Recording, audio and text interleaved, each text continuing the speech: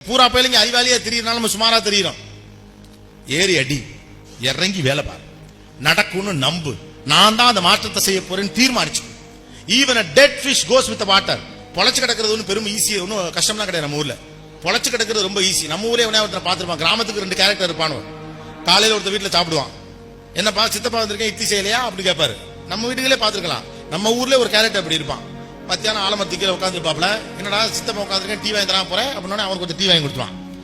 மத்தியானம் அங்கேயிருந்து ஒருத்தர் விட்டு மாமா வந்திருக்கேன் கஞ்சி தண்ணி ஊற்ற மாட்டியா அப்படின்னா இந்த வாங்க மாமா அப்படின்னு மீன் குழம்பு போட்டு அன்னைக்கு அவனுக்கு சாப்பாடு. நமக்கு அது என்னைக்காவது கிடைக்கும். அதுக்கப்புறம் அவங்க வீட்டு திண்ணையிலே தூங்கிட்டு 4 மணிக்கு எவ்வளோ அக்கா அவனை சித்தப்பாக்கு காப்பி இல்லை அப்படிமாங்க. அப்புறம் அவனுக்கு ஒரு காப்பி. நைட் இன்னொருத்த வீட்டு சாப்பிட்டு இன்னொருத்த வீட்டில் தூங்கிட்டு சாகுற வரைக்கும் இப்படி வாழ்ந்தவன்லாம் நம்ம ஊர்ல இருக்கான். பொழைச்சு கிடக்கிறது ஒன்றும் கஷ்டம்லாம் கிடையாது. வாழ்றதுக்கு தான் நீ வேலை பார்க்கணும். Even a dead fish goes with the water. செத்து போன மீன் கூட தண்ணி போற பக்கம் போயிருமியா. வாழ்றது ரொம்ப ஈஸி. நீ செத்து போன மீன்லாம் பார்த்துருக்கல, தண்ணி ஒரு பக்கம் போயிட்டே இருக்கும், அதுவும் போயிட்டே இருக்கும். alive fish swims against the current அப்படின்னு சொல்றான். உயிருள்ள மீன் தான் அலைகளுக்கு எதிராக நீந்தும் அப்படிங்கிறான். நீலாம் உயிருள்ள மீன், அலைகளுக்கு எதிராக நீந்து, தடைகளுக்கு எதிராக நீந்து, பிரச்சனைகளுக்கு எதிராக நீந்து. நீ அதோட சேர்ந்தே போயிரும். ஏதோ 2 வருஷம் படிப்போம்ல, வந்தா வரட்டும் வராட்டி போட்டு வெந்த தின்னு விதி வந்தா சாவும். உன்னை எந்த பொம்பளை பிள்ளைக்கு பிடிக்கும்னு நினைக்கிறேன்?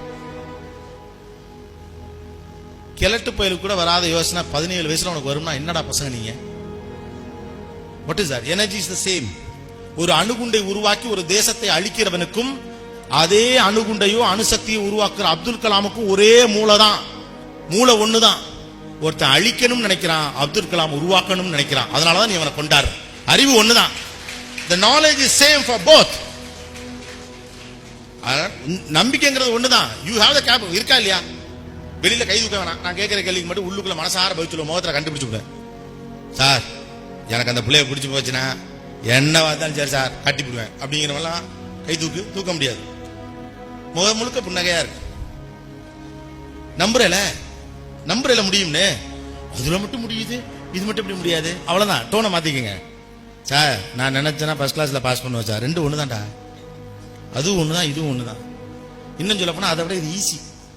ஏன்னா அதுல அந்த புள்ள முடிவெடுக்கணும், இதுல நாமளே முடிவெடுத்தலாம். ரைட்டு தானே? அதுல அவங்க அண்ணங்காரெல்லாம் வேற சீன்ல வருவான், இதுல ஒருவே வரமாட்டான். அப்புறம் அதுக்கு எவனும் உதவவும் மாட்டான், இதுக்கு அவ்வளவு பேர் உதவுவான். It's very easy to succeed in life.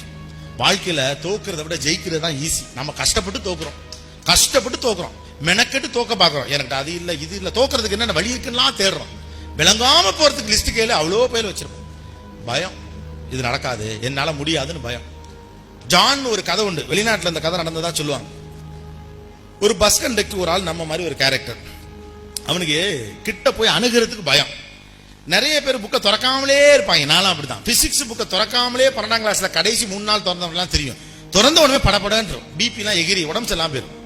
அது என்னத்த கர்மா? அதை போய் படிச்சோம், நாளைக்கு படிப்போம்னா போக போக பேஜ் கூடின மாதிரியே இருக்கும். முதல் நாள் அன்னைக்கு 300 பக்கம் இருந்துச்சு, 300 நாள் இருந்துச்சு. 30 நாள் இருக்கு, 300 பேஜ் இருக்குன்னா எப்படி ஒருத்தர் படிக்க முடியும்? அந்த ஜான் கதையில் என்ன ஆகுனா, ஒரு கண்டக்டர் இருப்பாப்ல. அந்த கண்டக்டர் அந்த பஸ்ல ரெகுலரா நிறைய பேர் ஏறுவாங்க. அதுல ஒருத்தர் ஜான் ஏறுவான். 6 அடி இருப்பான் ஆளு. 6 அடி ஆஜான பாகம் அப்படி இருப்பான். அவன் மண்டை மேல இடிக்கும், எது பஸ்ஸோட டாப்பை இடிக்கும். அவனை பார்த்தாலே இவனுக்கு பயமா இருக்கும். என்ன பண்ணுவான், இவன் எல்லாத்தையும் டிக்கெட் கேட்பான். டிக்கெட் அப்படின்னு கேட்டா எல்லாரும் காசு கொடுத்து டிக்கெட் வாங்கிப்பாங்க. லாஸ்ட் ரோல அந்த படிக்கிட்ட தான் ஜான் நிற்பான். எல்லாத்தையும் உட்காந்துருப்பான். அவன் தலை இடிக்கும், அதனால அந்த பக்கத்தில் நிற்பான்.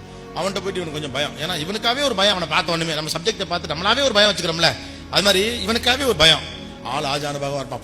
ஒரே அடி அடிச்சா செத்து போயிடும். நம்ம இவன்ட்டால நம்ம வச்சுக்கப்படாது, எது பிசிக்ஸ் நம்ம வச்சுக்கப்படாங்கிற மாதிரி இவனுக்கே ஒரு கற்பனை. அவன் அப்படித்தான் இருப்பான் அப்படின்ட்டு. இவங்கிட்ட போய் ஜானுகிட்ட போய் இந்த கண்டக்டர் கேட்பாப்புல, சார் டிக்கெட் அப்படின்னு கேட்டோடனே அவன் இப்படி கையை வச்சு நான்லாம் எடுக்க வேண்டியது அப்படின்னு ஒன்னு அப்படி போயிடும். இவனுக்கா செம்ம கோவம் ஒரு கண்டக்டருக்கு. என்னன்னா இவ்வளோ பையன் டிக்கெட் எடுக்கிறான், இந்த பொறுக்கி போய் இவன் மட்டும் டிக்கெட் எடுக்க மாட்டேங்கிறான். ஆள் 6 அடி உடம்பு வெயிட்டா வச்சிருக்க திமுருன்ட்டு சரின்ட்டு மறுநாள் கொஞ்சம் மூஞ்சி கொஞ்சம் லேசா கோவமா வச்சுக்கிட்டு சார் டிக்கெட் அப்படிங்கிறது. அவன் திரும்பவும் இங்க கையை வச்சு சாரி நான் எடுக்க வேண்டியது இல்லை அப்படிமா. அவனுக்கா என்ன செய்யணும்னு தெரியல. ஒரு கட்டத்துல தூங்குனா ஜான் தான் வரான், கக்கூஸ் உட்காந்தா ஜான் தான் வரான், தோசை திங்கியால ஜான் தான் வரான், புளிக்கிறப்ப ஜான் தான் வரான், பொண்டாட்டி மூஞ்சியிலே ஜான் மூஞ்சி தெரியுது. அந்த லெவலுக்கு இந்த ஜான் இவன் மனசு ஆக்கிரமிச்சிட்டான். இது புரிஞ்சுக்கவே இல்லை. ஜான் யாருன்னே அவனுக்கு தெரியாது. ஜான் உயரமா இருக்கா, நம்மளை அடிச்சு போட்டுவான், இவ்வளவுதான் அவனுக்கு. இந்த ஒரு லெவல்ல மன புழுக்கமாயி எங்க பார்த்தாலும் ஜானா தெரியறான். எவனை பார்த்தாலும் அடி வெளுக்கணும் போல இருக்கு. அவன் பொண்டாட்டிலாம் அவன் அம்மா விட்டு போயிருச்சு. இந்த மெண்டலோட நம்ம குடும்பம் நடத்த முடியாது. ஒரு கட்டத்தில் இதுக்கு தீர்வு வேணும். என்ன பண்ணான், டிபார்ட்மெண்ட்ல பேசி 3 மாசம் லீவ் கேட்கிறாப்ல கண்டக்டர். கேட்டு போயிட்டு ஜிம்முக்கு போறாப்ல. ஒட்டாம்ப தேத்துறாம்டா ஜானை வெளுக்கிறதுக்கு அப்படின்ட்டு 3 மாசம் முட்டை பால்னு தின்னு ஊர்ல என்ன கிறுக்கு போய் சொத்தை வித்து உடம்பு தேத்துறான் அப்பெல்லாம் திட்டானு. 3 மாசம் தலைவர் ஆர்ம்ஸ் எல்லாம் ஏத்தி தட்டையெல்லாம் டைட்டா போட்டு மாவனே ஜானே இன்னைக்கு வாடானே அவனை டியூட்டியில ரீஜாயின் பண்றாப்ல. உள்ள என்ன வழக்கம் போல அப்படியே 1 by 1 போறாப்ல. அந்த ஜானை பார்த்துட்டு இன்னைக்கு இருக்கடா அவனை கச்சேரி அப்படின்னா அந்த ஜானை இவனை வித்தியாசம் வச்சிருக்கான். என்ன டவுசர் மாதிரி இருந்தான், ஆள் ஆர்ம்ஸ் எல்லாம் ஏத்திட்டு வந்திருக்கான். அவன் ஒரு மாதிரி பாத்துருக்கான், நக்கலா பாக்குற குத்துவ மூஞ்சிலடா அப்படின்னு நினைச்சிட்டு அப்படியே ரெடியா போறாப்ல. போயிட்டு அவன்கிட்ட இப்ப டோன் கொஞ்சம் ஹெவியாவே இருக்கு நம்ம கண்டக்டர், ஏன்னா பாடியில ஏத்தியாச்சுல. அவர்கிட்ட போயிட்டு டிக்கெட் அப்படின்னு அவன் வழக்கம் போல இப்படி கையை வச்சு நான்லாம் எடுக்க வேண்டியதுங்க டக்குன்னு சட்டையை பிடிச்சான். என்ன நினைச்சிட்டு இருக்கேன் நானும் பாக்குறேன், மாமனே அதுக்காக தான் உடம்பு ஏத்திட்டு வந்திருக்காங்க. அவன் சொல்லிக்கான் ஜான், ஐயோ ஒரு நிமிஷம் அப்படின்னு இருக்கான். ஜான் பயந்த சுபாவம். அவன் என்னங்க கோவப்படுறீங்கன்னா, நானும் பாக்குறேன் ஏன்டா மாச கணக்கில் அவ்வளவு பேர் டிக்கெட் எடுக்கிறாங்க, நீ மட்டும் இவனா டிக்கெட் எடுக்க முடியாதுங்கிற. கேட்டா நான் எடுக்க வேண்டியது இல்லைங்கிற. அவ்வளவு அதை போச்சா உடனே திரும்ப சட்டை எப்படிங்க சார், ஒரு நிமிஷம் சார் அப்படி இங்க கை வச்சான்ல, இங்க இருந்த பாக்கெட்ல இருந்து இப்படி எடுத்து நான் பஸ் பாஸ் வச்சிருக்கேன் சார் அதனாலதான் சார் சொன்னேன் இருக்கான். அதாவது அவன் எப்போதுமே வந்து டிக்கெட் கேட்கல, இவன் பாக்கெட்ல நம்ம பஸ் பாஸ் இருக்குன்னு சொல்லும்ல, பாஸ் இருக்கு சார் அப்படின்னு கேஷுவலா சொல்லும்ல, அது மாதிரி அவன் பாக்கெட்ல கை வச்சு நான் எடுக்க வேண்டியதில்லை சார் இருக்கான்.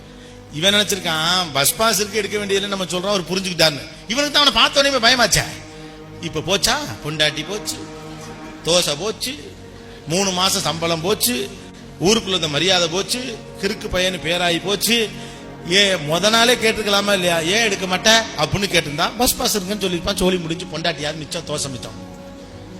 நாமெல்லாம் சப்ஜெக்ட் அப்படிதான் பாக்குறோம், தொடாமலே முடிவு பண்ணுது. அது ஜான் தொட்டா போச்சு, இதெல்லாம் நம்ம எல்லாம் அட்டன் பண்ணவே முடியாது. உள்ள போய் பார்த்தா கிச்சு கிச்சு தாமலை மாதிரி இருக்கும். It's very simple, go and attain it, go and try it out. எதையும் முயற்சி செய்து பாருங்க. முயற்சி செய்வதற்கு முன்னதாகவே தயவு செய்து முடியாதுன்னு முடிவுக்கு வராதீர்கள். Final important one. உலகம் முழுக்க பிள்ளைங்க படிக்கிறாங்க, ஆனா நம்ம ஊர்ல பிள்ளைங்க படிக்கிறதுக்கும் வெளிநாடுகளில் பிள்ளைகள் படிக்கிறதுக்கும் நிறைய வித்தியாசம் இருக்கிறது. நீங்க எல்லாம் ஆசைப்படக்கூடிய அமெரிக்காவிலும் ஆஸ்திரேலியாவிலும் உலகினுடைய இன்ன பிற பணக்கார நாடுகளிலும் கூட பிள்ளைகள் படிச்சுட்டு தாக்காங்க. ஆனா தமிழ்நாட்டில் குறைஞ்சபட்சம் நம்ம ஊர் மாதிரியான பேக்ரவுண்ட்ல பெரும் தியாகத்திலிருந்து நீங்கள் படிக்கிறீர்கள். நீங்கிறது நீங்க கிடையாது, நான் என்பது நான் கிடையாது. இங்க நான் நிக்கிறேன்னா இதுக்கு பின்னால் என் குடும்பத்தின் தியாகம் இருக்கிறது, என் ஆசிரியர்களின் தியாகம் இருக்கிறது, என் நண்பர்களின் தியாகம் இருக்கிறது, என் உறவுகளின் தியாகம் இருக்கிறது. நீங்க எல்லாம் நீங்க இந்த இடத்துல வந்து உட்கார்ந்து இருக்கீங்கன்னா யோசிச்சு பாருங்க. 3 வேளை சாப்பாட்டுல 1 வேளை சாப்பாட்டை கட் பண்ணிட்டு உங்களை படிக்க வைக்கிற குடும்பங்கள் இருக்கலாம். நல்லது கெட்டது கூட போட்டு போறதுக்கு இருந்த ஒரே ஒரு நகையை கொண்டு போய் அடமான வச்சுட்டு உங்களை படிக்க வச்சிருக்கலாம். கடங்கார இருக்கக்கூடிய தெருவழியா போனா பிடிச்சுக்கோன்னு உங்க அப்பா இன்னொரு தெருவழியா சைக்கிள்ல போயிட்டு இருக்கலாம். என் புள்ள ஜெயிச்சு நாளைக்கு என் மான மரியாதையை காப்பாத்திடுவான்னு நம்பி குண்டுமணி தங்கத்தை கூட கொண்டு போய் வித்துவிட்டு படிக்க வைக்கிற ஒரே அப்பனா தான் இருக்கிற ஊரு நம்ம ஊர் மட்டும்தான். நீ தியாகத்தில் படிக்கலாம், அறிவுல படிக்கலாம், உலகம் முழுக்க பிள்ளை படிக்கலாம். அப்புறம் நீங்க நினைக்கிற மாதிரி உலக நாடுகள்லாம் இப்படி எல்லாம் கிடையாது. அவன் ஊர்ல தெரியுமில, அமெரிக்கா எல்லாம் 16 வயசுல உங்க சொந்த வீட்டுக்கு நீங்க வாடகை கொடுக்கணும். அப்பா சொல்லிடுவார், you are at the age of 16 that you need to pay money என்றுவார். 16 வயசுல நீ உன் சொந்த வீட்டுக்கு வாடகை கொடுக்கணும். உனக்கு நீ தான் பொண்ணை பாத்துக்கணும், தெரியுமா இல்லையா? எங்க இங்கெல்லாம் நீங்க பாத்து கொடுத்துறாங்க. உங்களை எல்லாம் நீங்க தான் பாத்துக்கணும் ரூல் போட்டா தெரியும் லவ் பண்றது எவ்வளவு கஷ்டம்ட்டு. இப்ப வேணாங்கிறாங்க இல்ல, அதனால அதை பண்றதுக்கு இன்ட்ரெஸ்டா இருக்கு. அமெரிக்கா எல்லாம் கெஞ்சுவாங்க, நீங்களே பார்த்து கட்டி வச்சிருக்க, நான் பார்க்க முடியல. 3 வருஷம் இங்க பொண்ணு தேடி அலையிறதுலே பொழப்பு போயிடும். அது தெரியுமா இல்லையா உங்களுக்கு? மெக்டொனால்ட்ஸ்லயும் ஹங்கிரி ஜாக்ஸ்லயும் KFCலயும் பெஞ்சு தொடச்சு அவன் படிக்கணும். 16 வயதுக்கு பிறகு தன்னுடைய படிப்புக்கான காசை அவன் தான் கட்டிக்கணும். அவனுடைய எதிர்காலத்துக்கான சேமிப்பு அவன் தான் செஞ்சுக்கணும். மெக்டொனால்ட்ஸ்ல மெக்டிலாம் நீங்க போனீங்கன்னா நம்ம வரிசையா நிக்கிறோம்ல, போயிட்டு பயங்கர பெரியதுன்னு, அது அங்க பட்ஜெட் ஹோட்டல். ஸ்டூடெண்ட் மீல்னே ஒண்ணு விற்பான், ஒரே $1 ஒரு பர்கர் இருக்கும், அரை வயிறு தான் ரொம்ப. அதை வாங்கி தின்னு தான் காலேஜ் போவானு. அவன்லாம் ரொம்ப வளமா இருக்கான்லாம் நீ நினைக்காத. யோசிச்சுப்பார், நீ கற்பனை செய்கிற உலகம் நீ நினைக்கவே முடியாத அளவுக்கு மோசமா தான் இருக்கு. நாமளா தான் பெரிய கற்பனை வச்சிருக்கோம்.